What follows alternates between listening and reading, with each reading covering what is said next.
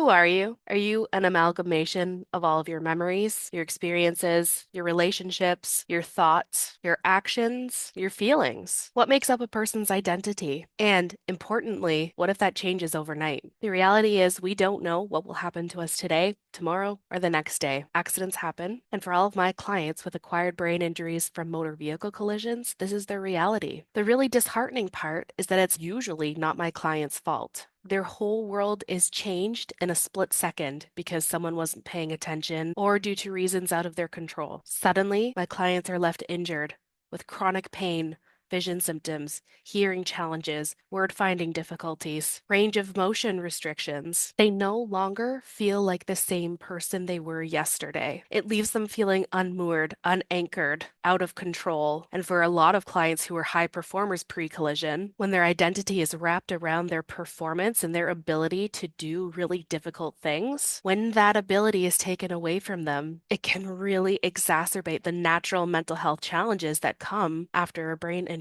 after a motor vehicle collision. Thankfully, there are tools we can use and multidisciplinary teams that can help you holistically recover and help you feel more stable in your sense of self after the collision. One such tool is metaphoric identity mapping, and that's what we'll be talking about today. Let's take a look at my slides. This presentation is called Metaphoric Identity Mapping. My former mentor, Penny Welch West, through London Health Sciences Centre Parkwood Institute. She is the one who introduced me to this research, and she refers to it as mentor imaging. The original research is by Mark Ilvisacker, whom I've referenced before. The information to access the complete article is provided. What is mentor imaging? If you cannot do the things you used to do, if you don't talk the way you used to, if you don't see or hear things the way you used to, if you can't remember things, if you are now emotionally more labile, it makes sense that after a brain injury, people would have an unstable sense of self. A huge part of therapy is validating that for the client, that their emotional experience is real and valid. The goal of this exercise is to help them create their new personal identity and feel grounded in it by using a metaphor that has particular meaning for them. This is a symbol or image that will inspire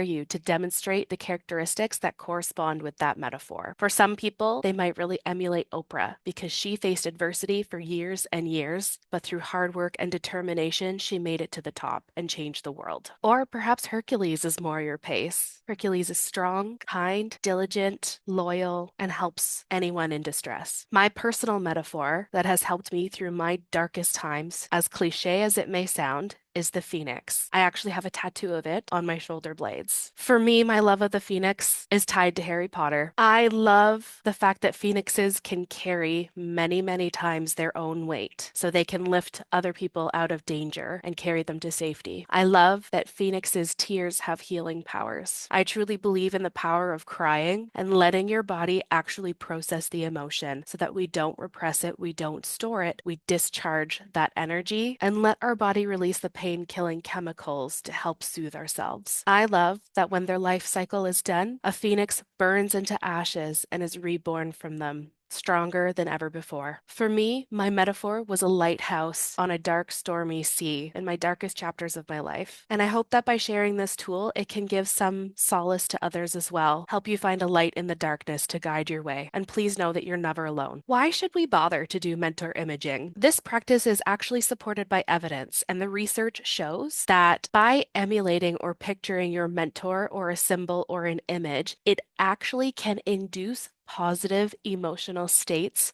and behaviors. It is completely natural and understandable after a terrible accident to get caught in the why, to get caught in how unfair it is. However, some thoughts are unproductive and keep us stuck, and we want to shift our lens or reframe our thoughts so that it helps us access productive states. Listen to this. Thinking about admired individuals can activate goal states and cause better performance on therapy tasks. If you've seen any of my cognitive communication videos, you'll recognize that metaphor is a common theme. I largely rely on metaphors as a way to simplify abstract, complex concepts, especially metaphors that are easy to visualize, commonly known, and a little bit silly. It is important that the client picks a metaphor for themselves because those that are highly personal are going to be much easier for them to understand. Here is an example of John, who identified himself as an alpha male, and he wanted to use the image of a wolf. In this flow chart, it goes through different prompts. So for John, he wanted to feel in control of himself and feel satisfaction with winning the long race, just as a wolf would. His goals were to be top dog, by which he meant smart. He wanted victory over the long run. He wanted to be a leader and not be part of the herd, but have respect for the pack. When he thought about what a wolf's appearance is like, he described them as clean. For the people he should surround himself with, he kept in mind that he wanted to focus on his recovery. And for the places that are important to him, he made a goal of not visiting places that would contribute to his substance abuse challenges. His values, as reflected in the metaphor of wolves, include obtaining respect from others and to feel a sense of authority through personal strength of character, wisdom, and collaboration. Based off brainstorming these factors, this John and his therapist came up with the following action strategies that align with his goal of emulating a wolf. Think before acting, plan, work collaboratively, and accept help. Avoid impulsive aggression, avoid aggression against the innocent, avoid people, places, or activities that might overwhelm the wolf, and do not show signs of aggression except against threats to life. How do we go about selecting an appropriate mentor or metaphor or symbol? First, list your activities of interest. Next, is there someone in your life that you admire whose goals and actions you'd like to consider for yourself? This can be someone you personally know. It could be a celebrity. It could be a historical figure. It could be a fictional character. Whatever floats your boat. The point is, it has to be meaningful to you. Next, we're going to flesh out what we know about our mentor or our metaphor. What role does this mentor, hero, or metaphor play? What do they do for work? What do they do for fun? What else do we know about this person? What are their struggles? Who do they associate with? What places are important to them? What do they look like? The next part of the exercise is to think about what are your personal values. Here is a list from A to N of categories of possible values. The full list of these values is from the Dialectical Behavior Therapy Skills Training Handouts and Worksheets, second edition by Marcia M. Linehan, copyright 2015. I don't have permission to share all these values, but I thought it was interesting to share the categories of values, and you can do your own research either by purchasing the DBT training worksheets or just Googling example values or asking ChatGPT to help you figure out your values. But just going through the list from A to N, is it most important to you to attend to relationships?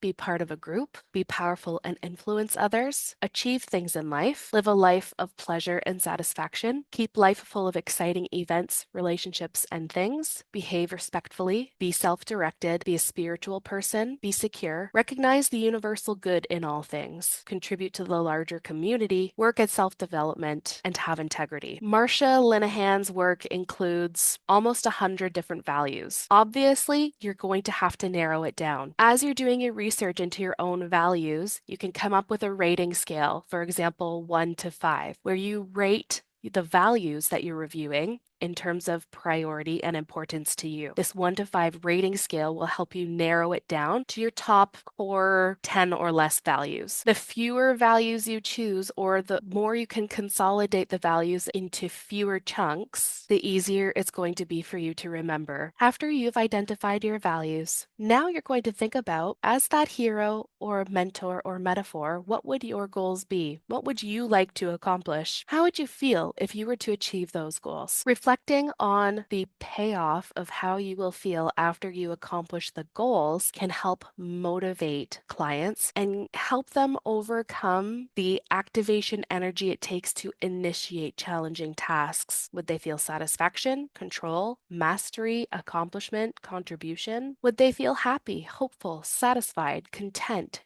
jubilated, exhilarated, motivated, inspired, proud, eager, or something else. Getting the buy-in with the promise of feeling better helps us then be motivated to think about what do I need to do to achieve those goals and enjoy the feelings associated with achieving the goals. Once you figure out what you need to do to achieve those goals, you think about the specific actions or strategies that would help you achieve those goals. I know that learning a new skill is hard. Trust me, everything I do that requires spatial awareness, proprioception, coordination, or gross motor prowess, I'm not your SLP for that.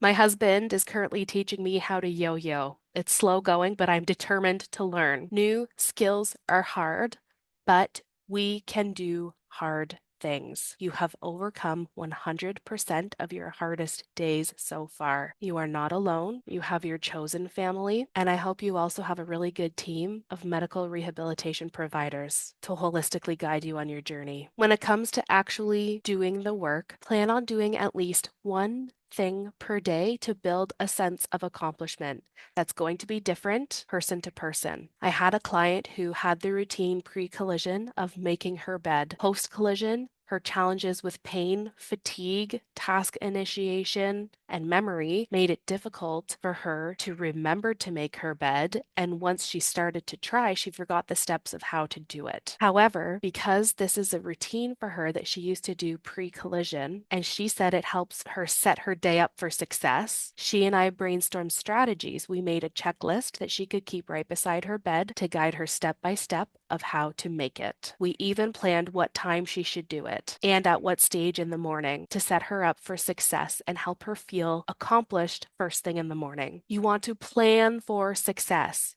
You want to pick something difficult but possible. The goal is to choose challenges where the client can perform around 80% accuracy. This is the sweet spot where it's possible for them but challenging enough that it still inspires change and improvement. Over time, you gradually increase the difficulty. Neurons that fire together, wire together. The more we practice something, the more habitual becomes. The more habitual it becomes, the less work it takes to do it, and we can therefore make it more complex and take it to the next level. If the task is too easy, you're not getting anything out of it. There needs to be some level of challenge for you to make gains. I'm not a mental health professional. I do have a lot of personal experience with mental health struggles, and I've taken counseling for years, including taking dialectical behavior therapy. I am not giving mental health advice. I simply share from personal experience, and I know holistically, the more I can support someone's emotional journey and reassure them that I see them and that their feelings make sense, their struggles are real and valid, and there are tools we have that can help. I once heard that giving a client hope is one of the most important things we as SLPs can do for our clients. So often, they receive difficult news that makes it challenging for them to continue on. We need to give them, yes, realistic expectations of what their recovery trajectory will look like. However, we don't have a crystal ball, and we never want to extinguish the hope that is their guiding light through the darkness and helps them stay in those productive states of mind so that they can find their way through this storm and make it to the lighthouse. Thank you so much for your time, and good luck on this journey.